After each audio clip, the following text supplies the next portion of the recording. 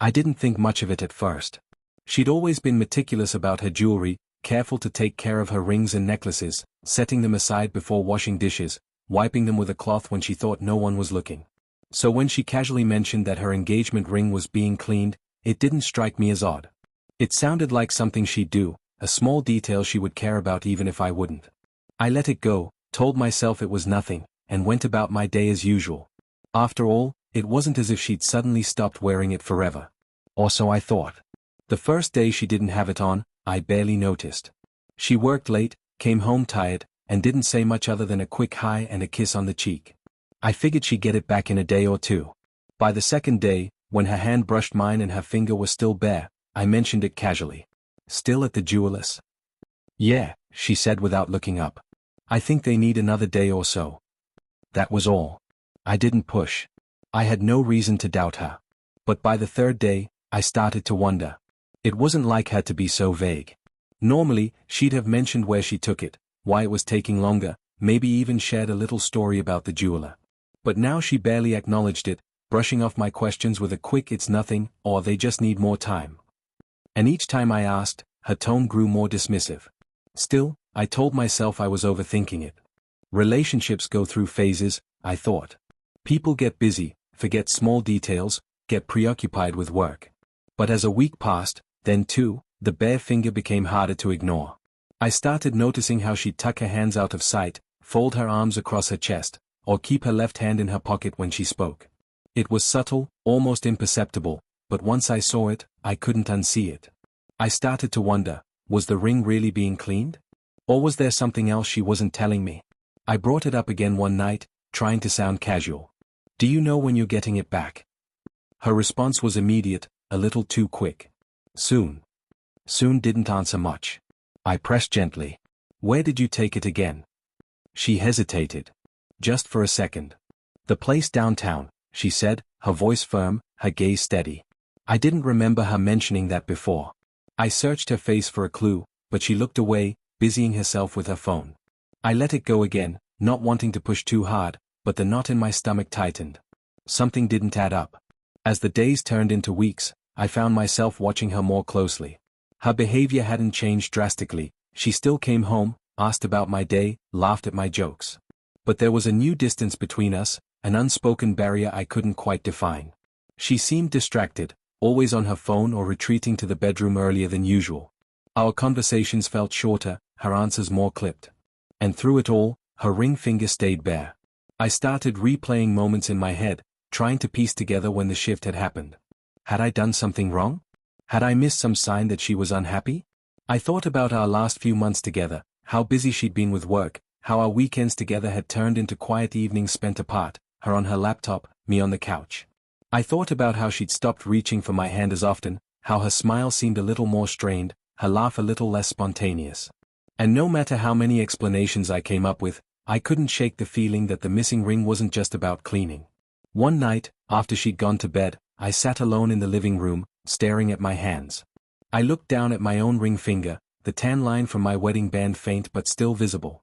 It hit me then how much that small piece of metal meant, how it symbolized everything we'd built together. The idea that she'd so easily set hers aside, without much explanation, made my chest ache. I told myself I was being ridiculous. It was just a ring. Just a temporary absence. But the longer I sat there, the more the absence felt like something larger. I knew I had to say something. I couldn't keep ignoring it, couldn't keep pretending it didn't bother me. I had to ask her directly, to find out if there was more to the story than she was letting on. But I also knew I had to be careful. I didn't want to accuse her, to start a fight over what might still be nothing. I just needed the truth, whatever it was. The next morning, I waited until we were both awake, sipping coffee at the kitchen table. The sun streamed in through the window, making the moment feel almost ordinary. But the tension in my chest told me it wasn't. Hey, I said, keeping my voice steady. Can we talk about something? She looked up from her cup, her expression calm but wary. Sure. What's on your mind? I hesitated, searching for the right words. It's just, I've been noticing that you haven't been wearing your ring. You said it was being cleaned, but it's been weeks now. Is everything okay? She blinked, her face unreadable. Yeah, everything's fine. It's still at the jeweler's. Which jeweler? I asked, my tone as gentle as I could manage. She paused, then took a sip of her coffee. The one downtown. I told you that already. I nodded, though the knot in my stomach didn't loosen. Have they said when it'll be ready? Soon, she said again, her voice calm, her eyes meeting mine. They're just being thorough. Her answer should have reassured me, but it didn't. It felt too simple, too rehearsed. I studied her face, searching for a flicker of something. Uncertainty, guilt, anything that might explain the gap between her words and my gut feeling. But she held my gaze steadily, her expression giving nothing away. Okay, I said finally, though I didn't feel okay at all.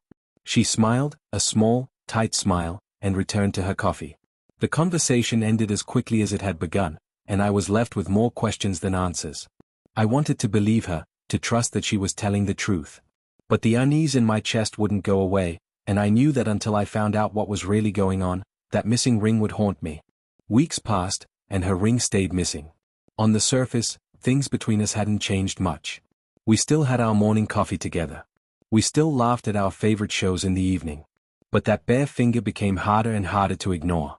Every time I caught a glimpse of her hand, the same question flared up in my mind. Why hadn't she gotten the ring back yet? I tried not to let it show, but I wasn't doing a great job of hiding my unease. She must have noticed, because one night she turned to me out of the blue and said, I can tell this is bothering you. Caught off guard, I blinked at her. What? You keep looking at my hand, she said softly. I know what you're thinking. Her tone was calm, her expression unreadable. I just don't understand why it's taking so long, I admitted. Is something wrong with the ring? No, she said, shaking her head. Nothing's wrong. It just takes time. That explanation didn't satisfy me. I wanted to push, to demand more details, when exactly she'd taken it in, why it was still gone, but I stopped myself. I didn't want to start a fight. I didn't want to come off as accusatory or paranoid. Instead, I nodded slowly and said, okay. Do you trust me? She asked suddenly. The question hit me like a punch to the gut. Of course I trusted her, or at least I thought I did. Yes, I said after a moment, though my voice lacked conviction. I miss seeing it. That's all. She smiled faintly and reached out to squeeze my hand. It'll be back soon. I promise. For a while, I tried to take her at her word. I told myself that I was overthinking, that I was making a big deal out of nothing.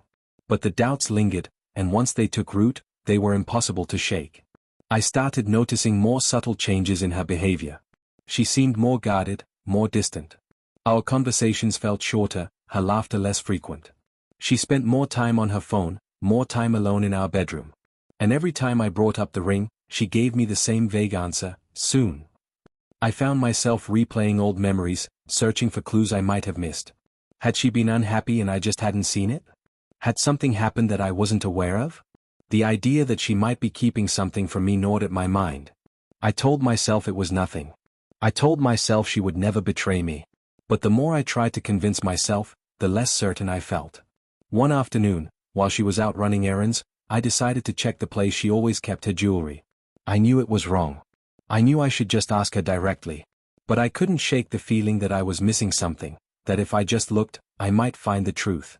I opened the drawer and scanned her collection, necklaces, bracelets, earrings, all neatly arranged. But no engagement ring.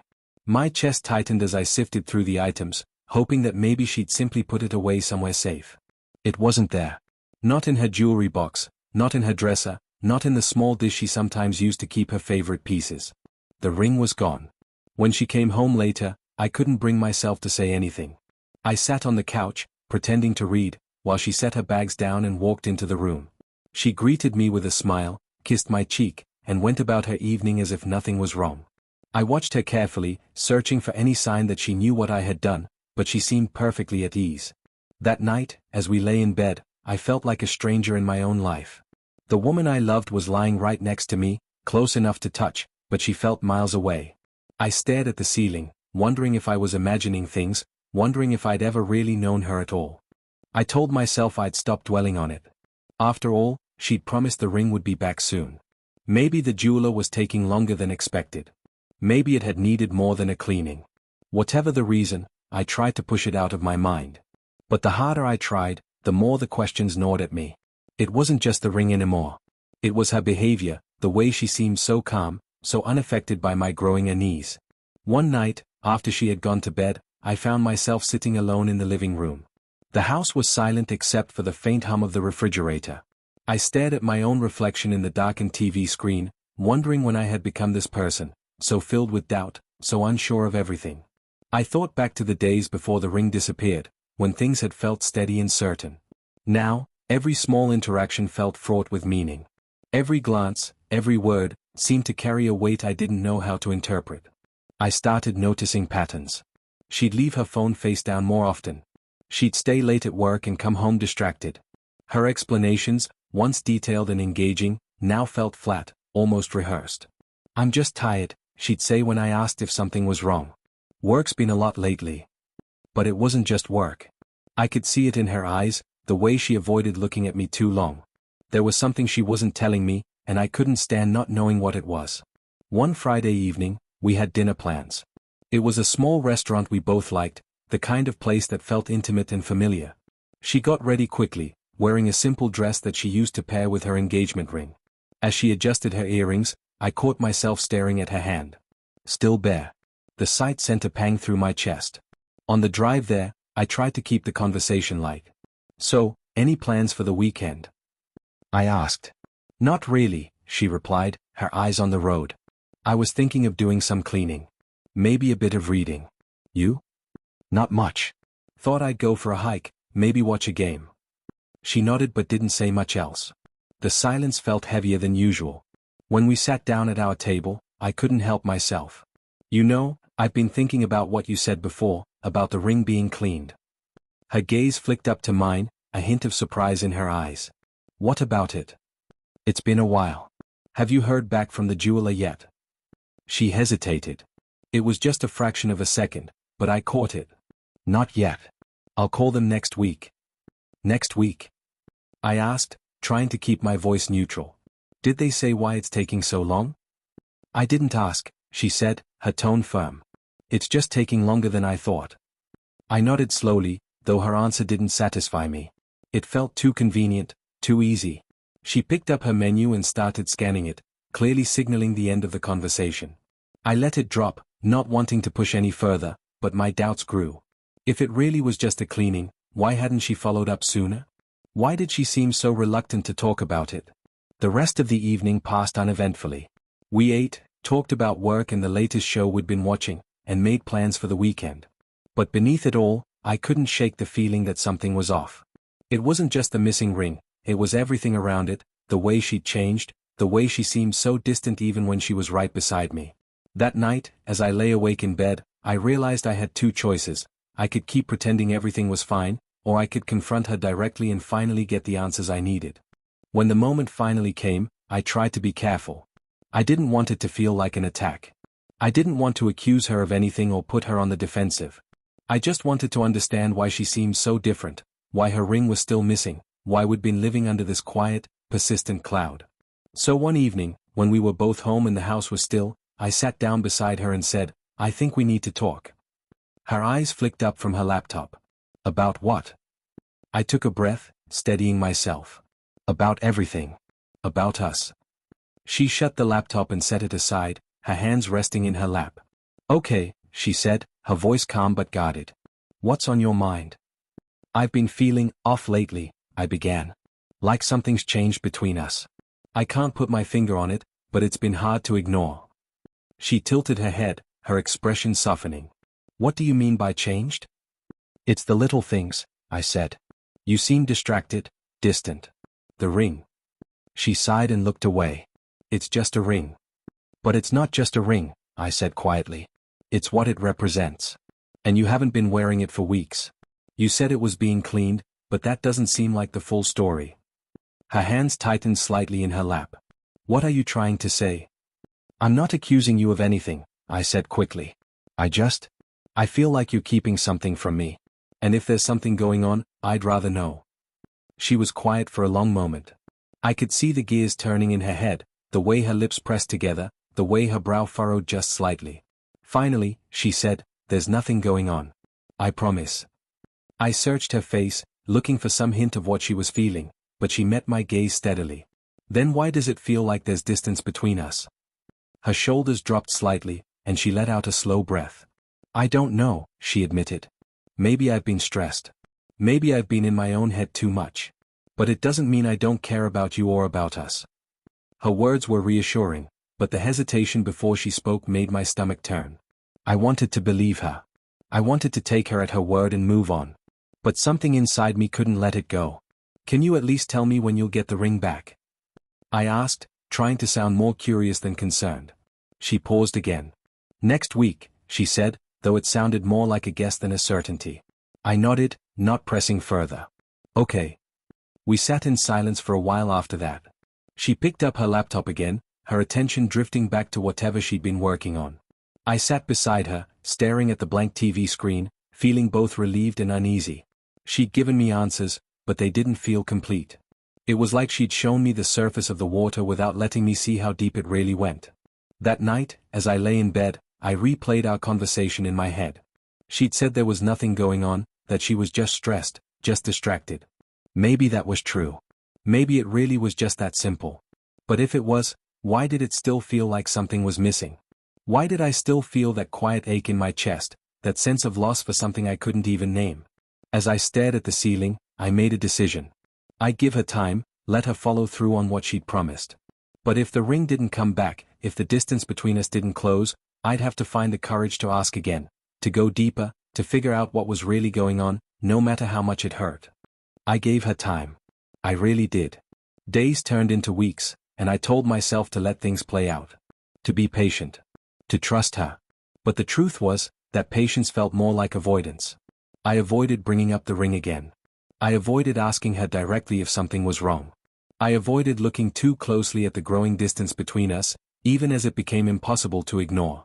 It was easier to tell myself that things would get better on their own, that if I just waited long enough, everything would return to normal. But they didn't. Her ring finger stayed bare. And with every passing day, it started to feel less like a temporary absence and more like something permanent. She didn't mention it anymore, didn't offer any updates about when it might be back. And I didn't ask. We carried on as if nothing was wrong, as if the silence between us wasn't growing larger, as if the missing ring wasn't a glaring reminder of how much had changed. One evening, after dinner, she sat on the couch scrolling through her phone. I sat beside her, pretending to watch TV, but my attention kept drifting to her hands. She was always fidgeting now, tapping her fingers on her thigh, twisting invisible rings around her knuckles.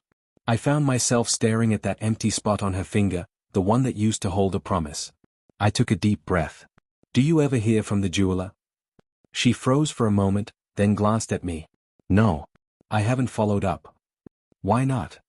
She shrugged, her eyes back on her phone. I don't know. I just haven't thought about it. That wasn't like her.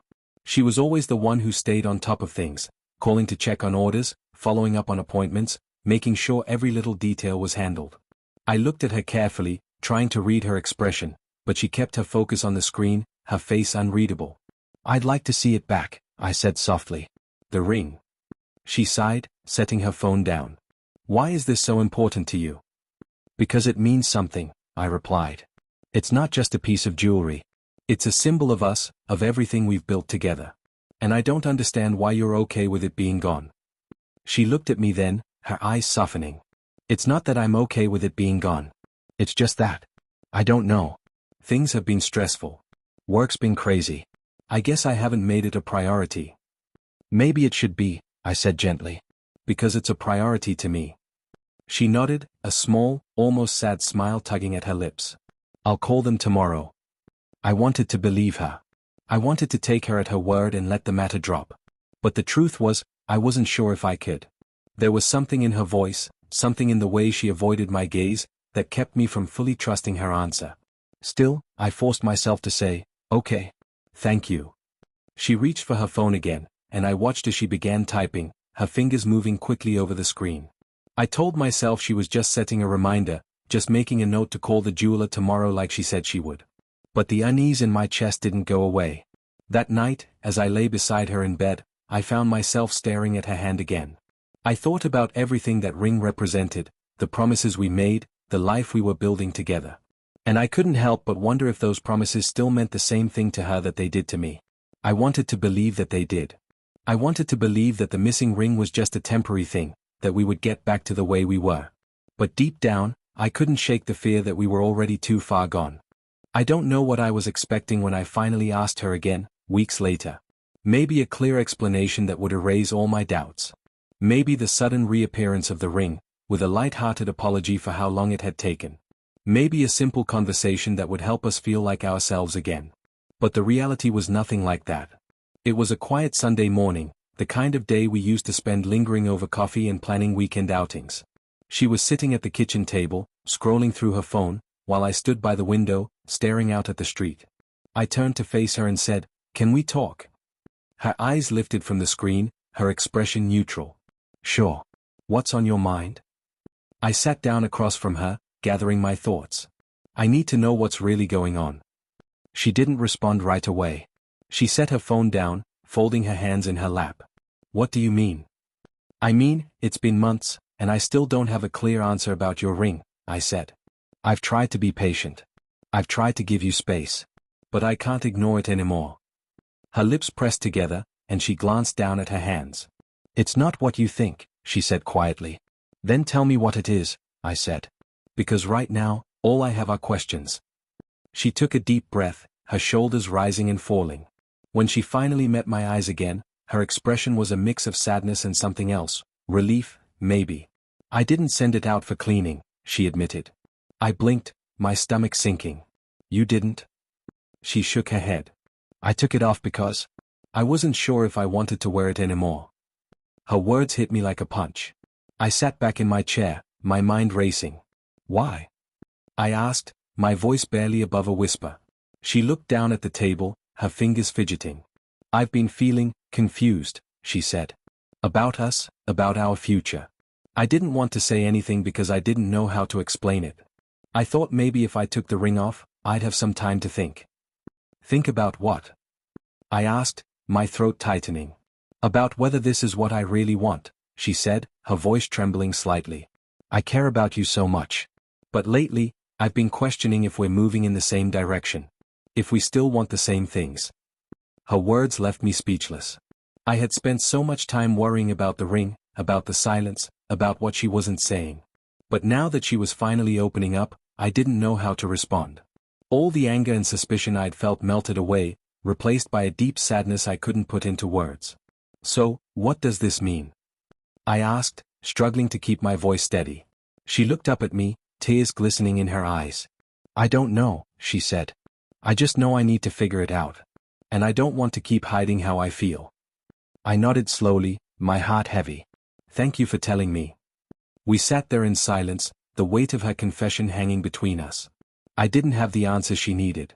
I didn't even have the answers I needed. But in that moment, I knew one thing: this wasn't just about a missing ring. It was about us, about the cracks that had been forming beneath the surface, about the doubts neither of us had dared to voice until now. As I got up from the table and walked to the window, I felt the tears start to well up. I wasn't angry anymore. I wasn't suspicious. I was just lost. For so long, I had been focused on finding the truth, on getting the ring back, on understanding what had changed. And now that I knew, I wasn't sure what to do next. All I could do was wait. Wait for her to find the answers she was looking for. Wait for us to figure out whether we could still move forward together. And as I stood there, staring out at the quiet street, I realized that waiting was the hardest part of all.